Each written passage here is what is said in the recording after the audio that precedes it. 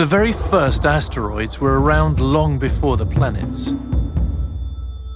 Our solar system is born from a massive gas cloud 4.5 billion years ago.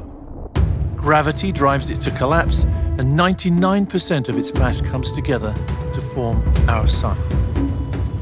The rest, rotating faster as it contracts, forms into a spinning protoplanetary disk. Over time, solid grains of dust and ice start clumping together by electrostatic attraction, like dust balls. Grains grow into pebbles, then boulders, and now the young solar system is a demolition derby. Depending on impact conditions, colliding rocks may bounce off one another or get smashed to pieces, with gravity later pulling them back together. This ongoing turmoil starts building baby planets. Some grow large enough to sweep up smaller bodies. Around 10 million years after the birth of the Sun, most of the planets exist in embryo form, but so do leftover building blocks, concentrated in the asteroid belt between Mars and Jupiter, where the massive planet's gravity blocks the formation of anything larger. The asteroid belt is never still. Collisions continue, and unstable gravitational zones push some asteroids inward. Most end up in the Sun, but Earth has been struck by asteroids countless times. Some 65 million years ago, a city-sized impactor strikes the coast of Mexico, driving the dinosaurs to extinction. Our planet has suffered bombardment many times. The evidence is right there in the geological record.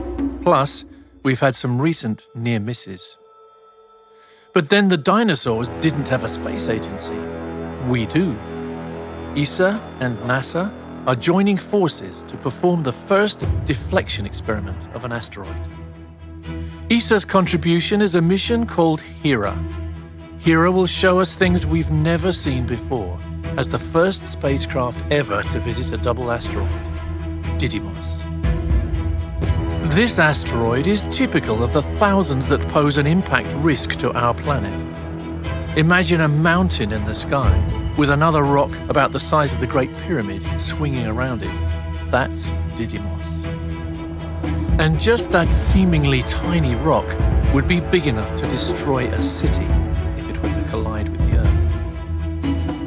Earth. So we're going to find out if it's possible to deflect its orbit. This is going to be really, really hard. We're aiming at a 160-meter wide target across millions of kilometers of void. Right now, all we have is many years of research and theories. But Hera will revolutionize our understanding of asteroids and how to protect ourselves from them. It begins with NASA slamming its DART spacecraft into the smaller rock at more than 6 kilometers a second. Then ESA comes in.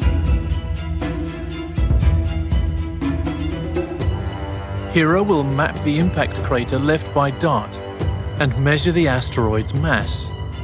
Knowing this mass is key to determining what's inside and knowing for certain whether we would be able to deflect it. Next come our briefcase-sized CubeSats. If you think of Hera as an aeroplane, then these CubeSats will operate more like drones, able to take more risks, flying closer to the asteroid, carrying state-of-the-art science instruments, eventually touching down.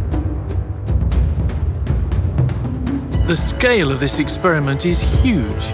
Someday, these results could be crucial for saving our planet. Hera's up-close observations after DART's impact will help prove whether asteroids can be deflected. Prove whether this is an effective planetary defense technique. So that if an asteroid ever poses a real threat to Earth, we'll be ready.